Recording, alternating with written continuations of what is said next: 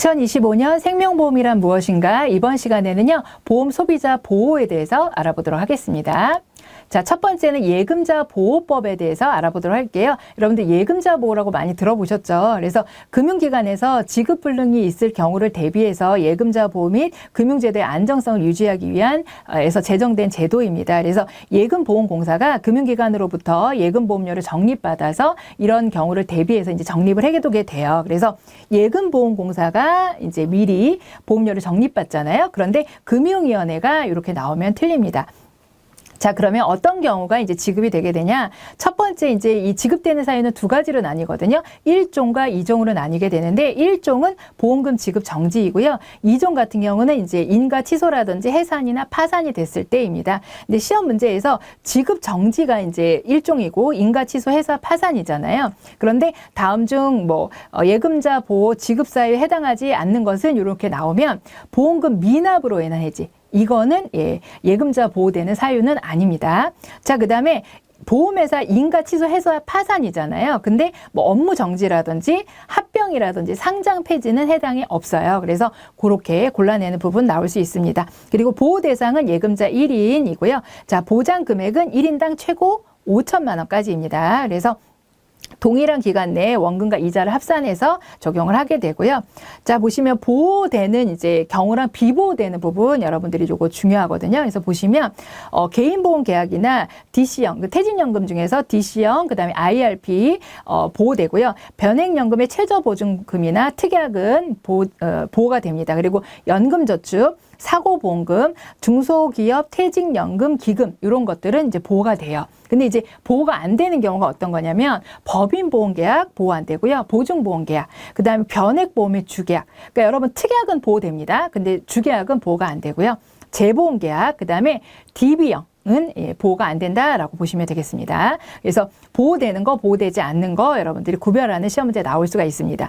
그리고 이제 예시를 들어서 보면요. 위에 보시면 이 은행이 파산이 됐대요. 근데 1지점에 예금 3천만 원, 2지점에 예금 2천만 원 있어요. 그럼 이 사람은 총 대상 금액 5천이잖아요. 근데 그 회사에 대출받은 게 1,000만 원이 있대요. 그러면 1,000만 원은 그 회사에 줘야 될 돈이잖아요. 그러니까 예금자 보호는 얼마까지 될까요? 그렇죠. 4천만 원까지 보호가 되겠죠. 이런 식으로 예시를 주고 얼마까지 보호가 되느냐 이런 계산 문제 나올 수 있습니다. 자, 그 다음으로는 금융문제조정위원회인데요.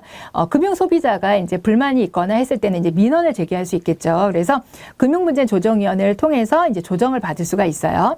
자, 그래서 금융회사와 금융소비자 간의 분쟁을 조정하는 곳이 이제 금융문제조정위원회고요. 어디에서 운영을 하냐면 금융감독원에서 운영을 합니다. 그런데 금융위원회에서 운영한다? 그러면 틀린 지문이 되겠습니다.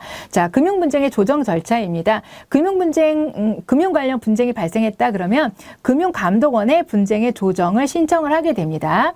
그러고 나서 30일 이내에 합의가 이루어지지 않았다? 그러면 뭘로 간다? 금융분쟁조정위원회에 회부가 됩니다. 자, 그런데 금융분쟁조정위원회 회부를 할 수 없는 건들이 있어요. 법원에 제소가 됐다라든지 조정신청원에 소를 제기했다든지 그 분쟁조정 대상으로 부적합하다든지 합의 권고나 조정 절차 진행 없이 실익이 없는 그런 걸 해봐야 실익이 없는 경우에는 회부하지 않아요. 자, 그러니까 법원에서 소가 제기된 경우에도 금융분쟁조정위원회 회부할 수 있다? 그러면 틀린 말이 되겠죠.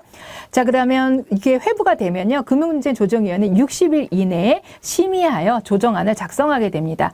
금융감독원장은요, 조정안을 제시하고 수락을 권고하게 돼요. 근데 만약에 이 권고안을 수락을 하게 됐다 그러면은 재판상 화해의 효과와 동일한 효력을 발생하게 됩니다. 근데 조정안을 제시를 받고 20일 이내에 수락을 하지 않으면요, 이거는 수락한 것으로 보게 됩니다.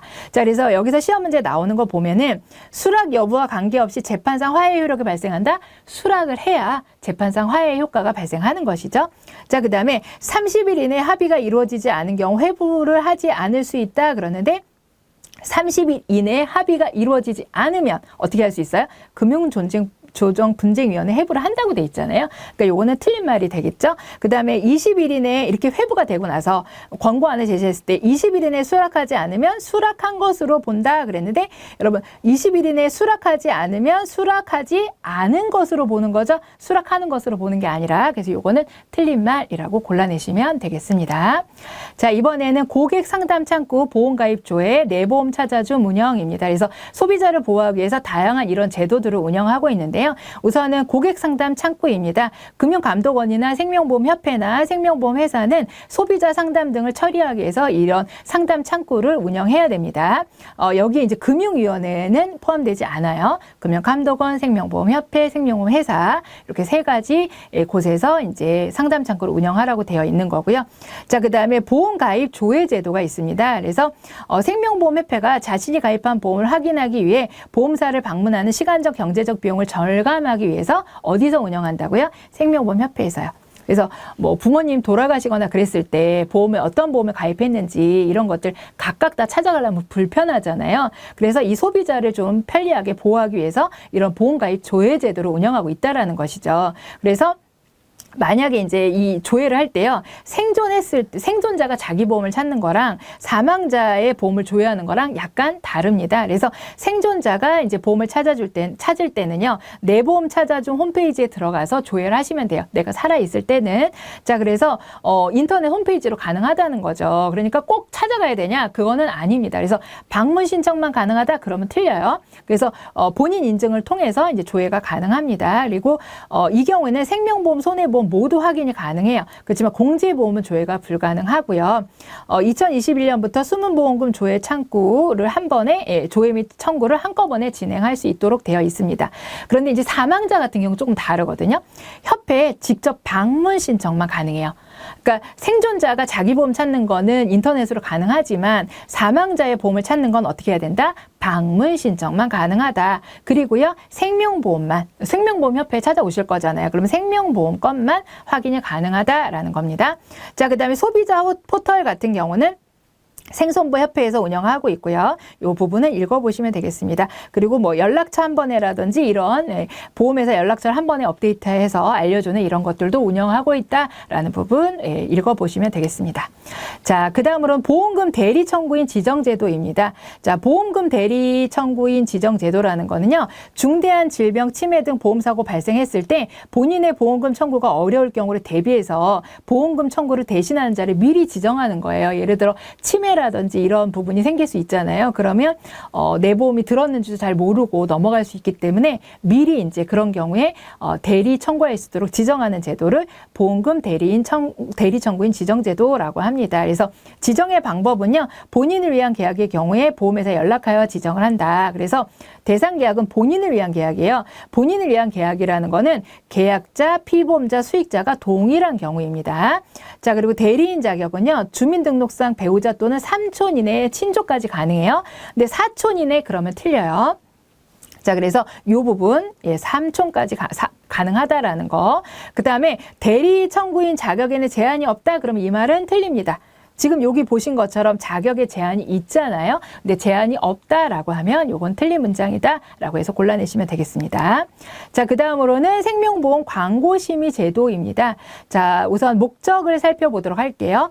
허위 또는 가장 광고를 차단하기 위해서 건전한 보험시장 질서 확립, 그리고 보험 소비자를 보호하고 보험산업 이미지를 제고하기 위해서 생명보험 광고에 관한 규정을 제정해서 심의 제도를 운영하고 있습니다. 그래서 근거 법률은요, 소비자 보호에 관한 법률이에요. 자, 그래서 여기 보시면 허위 과장 광고 차단이라는 부분. 자, 그리고 건전한 보험시장 질서 확립 이런 것들이 이제 목적이죠. 근데 생명보험 상품 판매 촉진하기 위함일까요? 요거는 목적에 해당하지 않아요. 그래서 지금 빨간색으로 나와 있는 것하고 요걸 딱 넣어놓고 이 심의의 목적이 아닌 것은 이렇게 나올 수가 있습니다.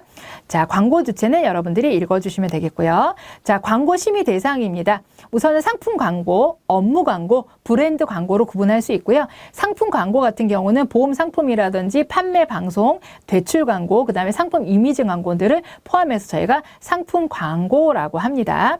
그래서 이런 상품 광고든 업무 광고든 브랜드 광고든 사전 심의를 원칙으로 해요. 그래서 이 중에서 사전 심의를 원칙으로 하는 건 상품 광고, 업무 광고, 판매 방송 이런 것들은 사전 심의이고 예외적으로 사후 심의를 하는 거는요.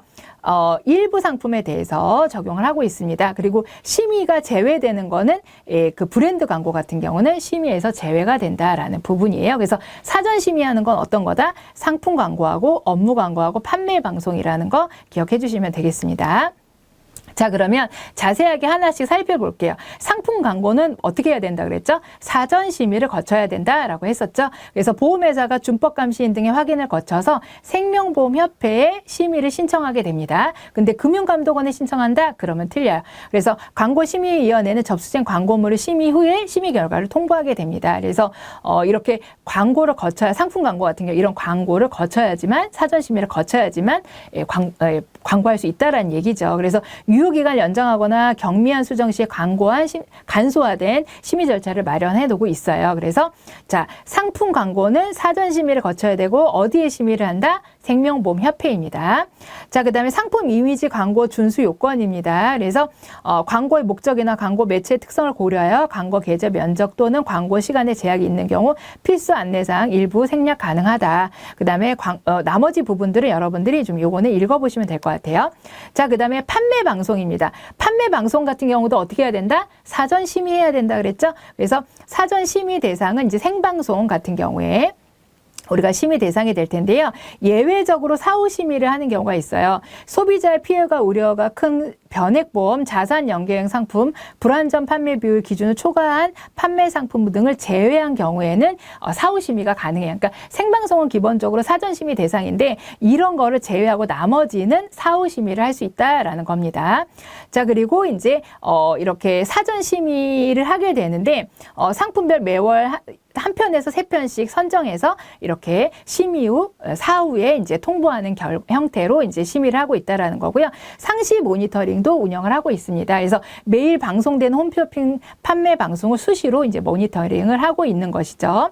자, 그런데 여기서 보시면은 동영상 광고는 상시 모니터링 제도가 적용된다. 그러면은 요거는 틀립니다. 상시 모니터링 제도는요. 이렇게 생방송 이런 것들이 이제 적용되는 경우이죠. 그래서 요거는 틀렸다라고 답을 하시면 되겠고요. 자, 기타 이제 대출 광고나 업무 광고 등이 있을 수 있는데 대출 광고 같은 경우는 보험회사의 준법 감시인의 확인으로 위원회의 사전 심의를 가름할 수 있습니다. 그러니까 대출 광고는 뭐 어디 협회의 검사를 사전 심의를 받아야 된다 그러면 틀리고요. 준법 감시인의 확인으로 이제 사전 심의를 가름한다라고 되어 있고요. 업무 광고 같은 경우는 준법 감시인의 심의를 받는데 일부 온라인 배너나 동영상은요. 어디에 심의를 받아야 돼요? 생손보협회 광고심의위원회 심의가 필요합니다. 그러니까 업무 광고는 기본적으로 준법감시인의 심의만 받으면 돼요. 그런데 동영상 광고는 어떻게 해야 돼요? 광고심의위원회 심의가 필요로 하다라는 부분이에요. 그래서 이 부분 기억해 주시면 되겠습니다.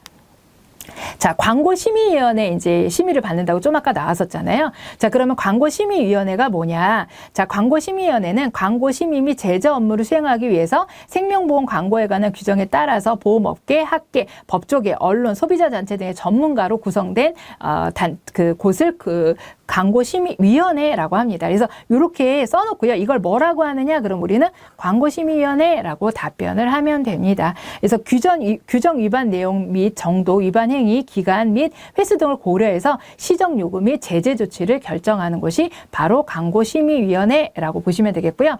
만약에 이제 조치를 하게 되면, 위반을 하게 되면 제재 부분에 있어서는요. 심의 없이 광고를 하거나 심의와 다른 내용으로 광고했다. 그러면 1억 원의 제재금이 부과될 수 있어요. 이게 제일 나쁜 거죠. 심의 대상인데 심의를 안 받았대요. 그러면 이게 제일 나쁜 거거든요. 그래서 1억 원까지 제재금이 나올 수가 있고요. 자, 그다음에 필수 안내사항, 금지사항 관련된 규정을 위반했다. 그러면 5천만 원 이하의 제재금. 그다음에 유효기간을 경과했어요. 그러니까 받긴 다 받았는데 유효기간을 놓쳤다. 그러면 3천만 원. 그래서 보시면 제일 심각한 게 요거죠. 1. 제일 심각하죠. 두 번째로 심각한 거, 세 번째로 심각한 거. 그러니까 제재금도 어때요? 점점점 줄어들죠. 그래서 시험 문제에서 자, 심의 없이 광고를 하거나 심의와 다른 내용으로 광고했을 때 제재금이 얼마냐? 그럼 1억 이렇게. 그다음에 나머지 막 섞어놔요. 제재금을. 그렇게 해서 이제 틀린 거 골라라. 이렇게 나올 수가 있다라는 부분입니다. 그래서 그런 부분들 여러분들이 이제 체크해 주시면 되겠습니다. 자, 그다음으로 이제 보험 상품 광고 시 필수 안내 사항입니다. 자, 계약 체결 전에 상품 설명서 및 약관을 읽어볼 것을 권유하는 내용 우리가 안내 사항에 기재해 줘야 되고요. 그다음 해지 후 다른 보험 계약 체결 시 보험료 인상이나 보장 내용이 변경 가능하다는 거, 그다음에 보험금 지급 제한 사유 이런 것들을 광고할 때 필수 안내해야 돼요. 그래서 여러분들 홈쇼핑 같은 거 보면 막 설명 나오잖아요. 이런 내용들을 다 이제 알려야 되기 때문에 알려주고 있다라고 보시면 됩니다. 자, 그리고 장래 이익 배당 또는 잉여금 분배에 관한 사항 같은 경우는요, 이거는 필수 안내 사항이 아니에요. 이런 거는 안내하면 돼요, 안 돼요? 장래에 배당금이 얼마 나올 겁니다. 이런 거는요, 금지사항이에요. 이런 거를 기재하지 못하고 막 광고하지 못하도록 돼 있어요. 이거는 금지사항에 해당이 됩니다. 우리 연금보험에 대해서는 유배당 연금만 예외적으로 그걸 할 수 있다 그랬죠. 5년 전에 이내의 실적을 가지고 미래 예측 금액을 할 수 있는 건 연금만 가능하다 그랬죠. 나머지는 이런 거에 대해서 예상되는 금액을 안내하면 안 돼요. 그렇기 때문에 요거는 안내사항에 해당하지 않는다라고 체크를 해주시면 됩니다. 자, 그리고 나머지 뭐 광고 유효기간이라든지 이런 것들 여러분들 쭉 읽어주시면 될 것 같아요.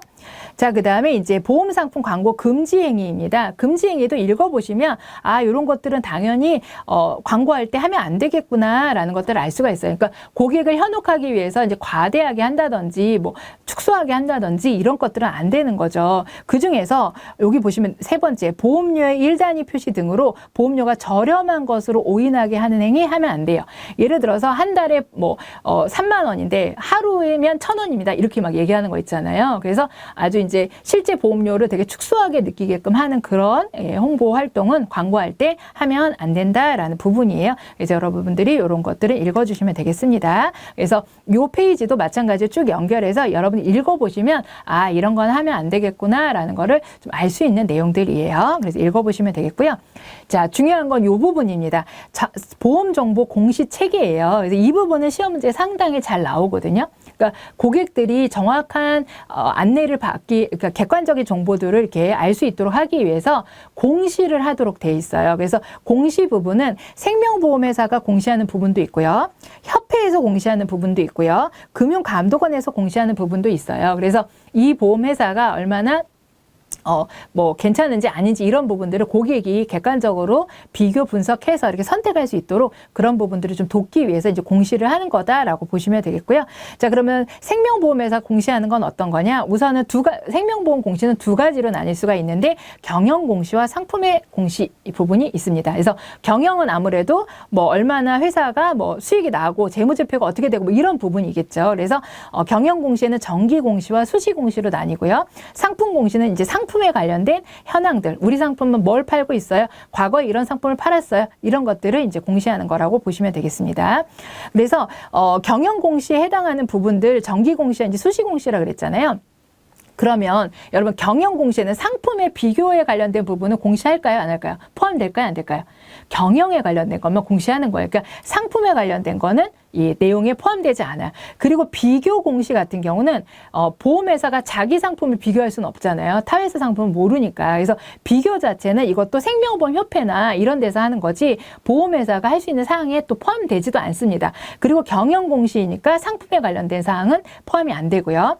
자, 그다음에 상품 공시에서 보험회사가 하는 상품 공시에서 타사 상품 조회 가능할까요? 안 됩니다. 우리 당사의 상품 조회만 가능하다라고 보시면 되겠습니다. 자, 그러면 생명보험협회에서 하는 공시는요, 비교 공시. 여러 회사에 다 비교가 가능하다라고 보시면 되겠어요. 그래서 경영 공시, 상품 비교 공시, 기타 공시로 구분이 된다라고 보시면 되겠고요. 기타에 해당되는 거는요, 뭐 불안전 판매 비율이라든지 보험금 지급 현황에 관련된 거라든지 보험료 신용카드 납입제도 운영 현황이라든지 금융기관 대리점 모집 수수료율이라든지 의료자문 관련 공시라든지 이런 것들이에요. 제가 빨간색으로 해놓은 거 왜 했을까요, 여러분들? 다음 중 보험협회에서 공시하는 기타 공시에 뭐 포함되는 것은 포함되지 않는 것은 해서 빨간색으로 되어 있는 거는요. 기타 공시에 다 포함이 되거든요. 그래서 여러분들이 좀 기억해 주십사 해서 빨간색으로 했고 보험 계리사 보유 현황은 이 기타 공시에 해당이 없어요. 그래서 이 부분은 해당이 없다라는 거 보시면 되겠습니다.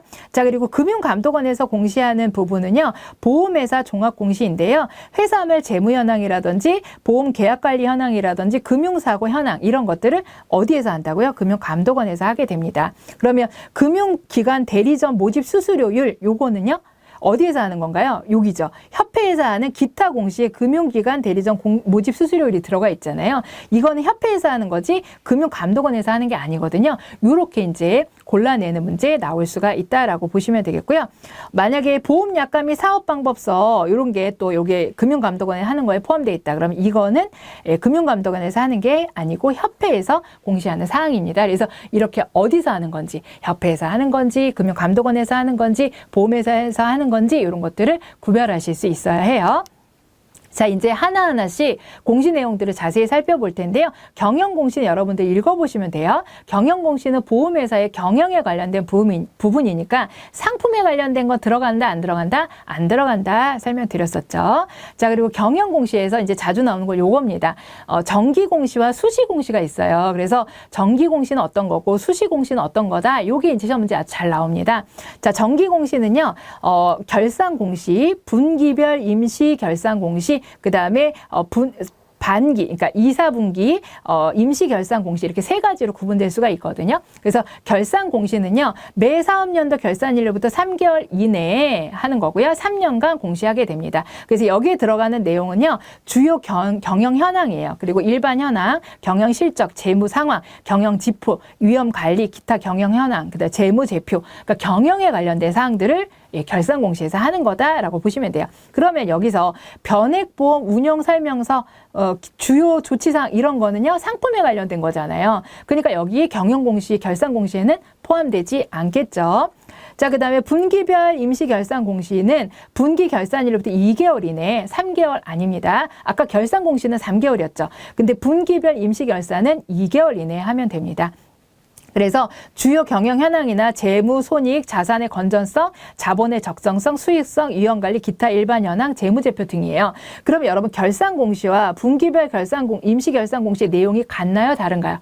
약간 다르죠. 그런데 시험 문제에서 사업연도 결산공시와 분기별 임시결산공시 항목은 동일하다. 그럼 이건 맞아요? 틀려요? 틀려요.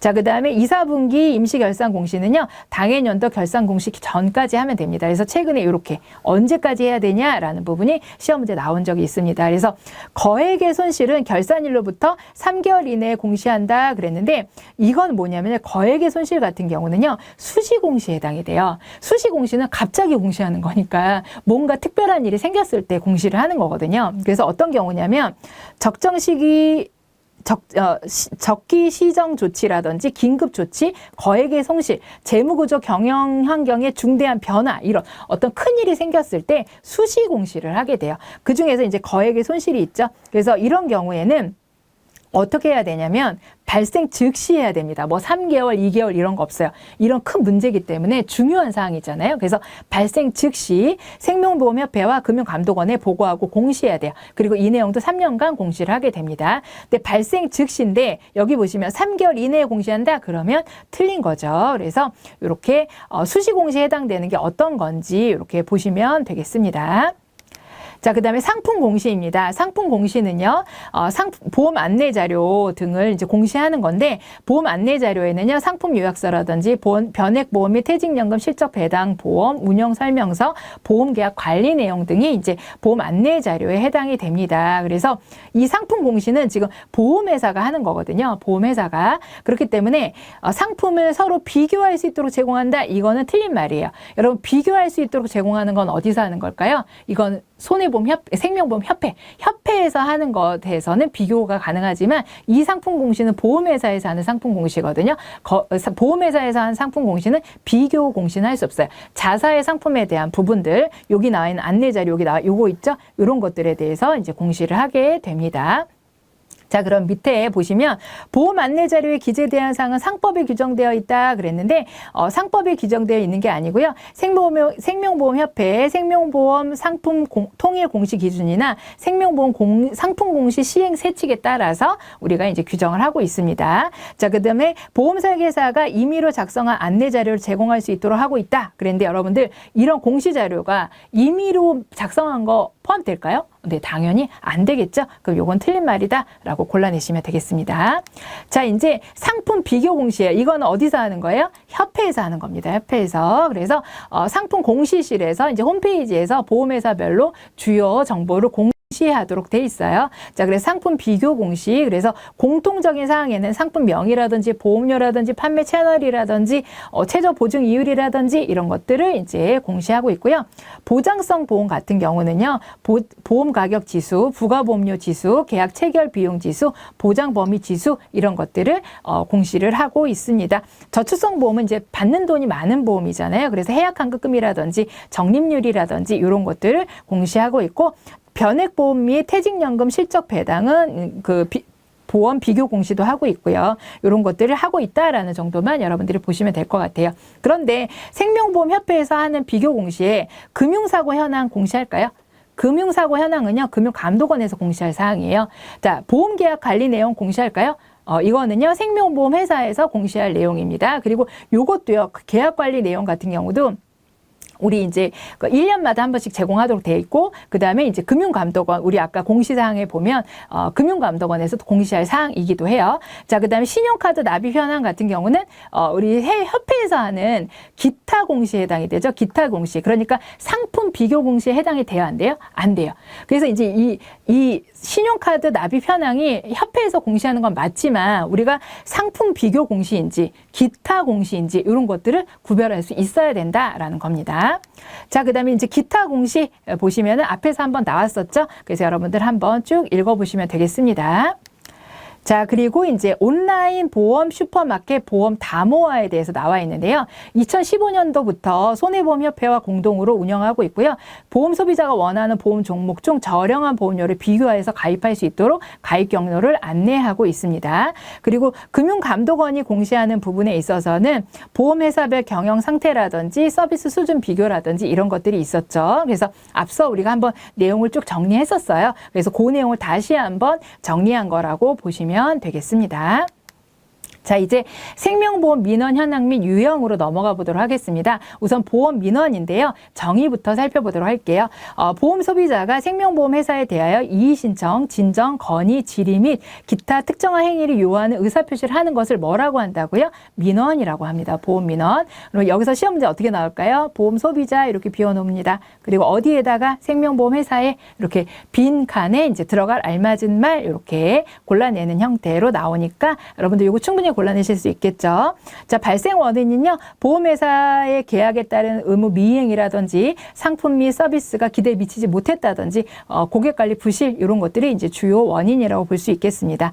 최근 이제 보험 민원의 특징을 살펴보도록 할 텐데요. 자, 우선은 민원을 내포하는 속성 같은 경우는 보험은 사행성이 있거든요. 여러분 사행성 뭐 5만 원 내고 5억을 받기도 한단 말이죠. 이런 사행성이 있고, 그리고 보험회사 계약자에 연결하는 판매 채널이 불완전 판매 가능성이 있다. 이건 무슨 얘기냐면 우리가 이제 그 보험 모집 종사자를 통해서 보험을 모집을 하잖아요. 설계사, 대리점, 중개사가 중간에서 이제 모집을 하기 때문에 보험회사 직접 하는 게 아니잖아요. 그래서 이 중간에 있는 분들이 뭔가 잘못 설명을 하게 되거나 이럴 수 있기 때문에 판매 형태 자체가 중간에 다른 분이 계시기 때문에 이거 자체로서도 이제 민원이 발생할 수 있는 속성을 내포하고 있다라는 겁니다. 자, 그래서 보험회사 계약자 간에 직접 계약 체결한다? 이거는 속성이 아니에요. 간접으로 체결하는 것이 바로 민원을 내포하는 속성이라고 할 수가 있겠습니다.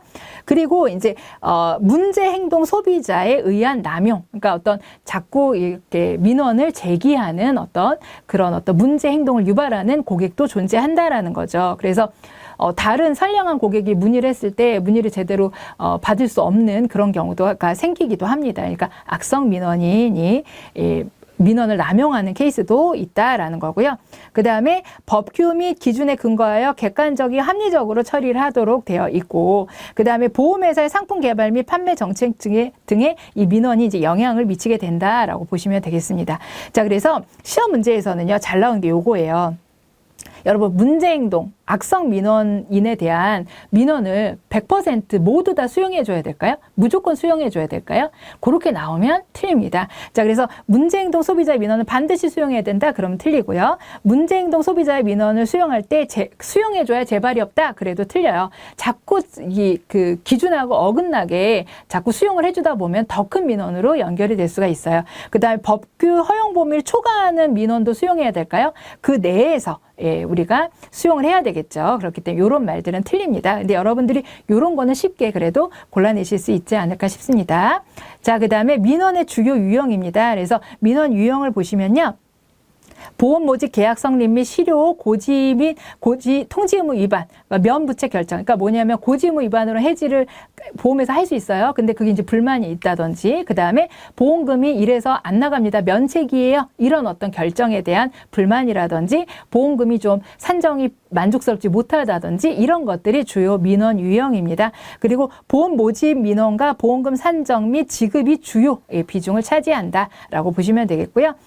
우리가 금융회사가 여러 군데가 있잖아요. 보험사도 있고 은행도 있고 뭐 증권사도 있을 거잖아요. 그 중에서 이제 가장 민원이 많은 순서대로 나열을 하자면 아쉽게도 보험 민원이 가장 많습니다. 그리고 이제 비은행권, 그다음 은행권, 금융투자 순이에요. 그래서 다음 중 금융권역의 이제 민원 현황을 순서대로 나열한 것은 이렇게 나오는 시험 문제도 있습니다. 그렇기 때문에 보험회사가 보험 권역이 가장 많고, 그다음에 이제 은행, 그다음에 이제 금융투자, 이렇게 우리가 이제 나열하면 되겠습니다. 그럼 이제 보험의 민원 처리는 어떻게 해야 되냐? 우선 민원 제기 방법은요, 보험회사에 직접 민원 제기도 가능하고요, 금융감독원이나 한국소비자원의 민원 제기도 가능합니다. 그래서 금융감독원이나 한국소비자보호원은 이제 조정 신청도 가능한 부분이에요. 자, 그러니까 그 민원을 제기할 수 있는 곳은 보험회사, 금융감독원, 한국소비자보호원이겠죠. 그런데 예를 들어서 생명보험협회에 민원 제기한다 그러면 틀리고요. 금융문제조정위원회에 민원 제기한다 그러면 틀려요. 금융문제조정위원회는요, 금융감독원에서 회부를 해야 가는 거거든요. 그러니까 일로 직접 가는 게 아니에요. 그러니까 금융문제조정위원회가 아니라 금융감독원에 민원 제기한다 그래야지 맞는 말입니다. 자, 그 다음에 금융감독원에 민원 제기하는 방법, 우편으로도 가능하고 팩스로도 가능하고 인터넷으로 가능하고요, 직접 방문도 가능합니다. 근데 뭐 직접 방문만 가능하다 그러면 틀리겠죠. 자, 그 다음에 대다수의 보험 민원은요, 금융감독원에 접수되는 게 가장 많습니다. 근데 뭐 대다수의 민원은 한국소비자원에 접수된다 그러면 이 말은 틀린 말입니다. 자, 이상으로 이번 시간 강의를 마치도록 하겠습니다.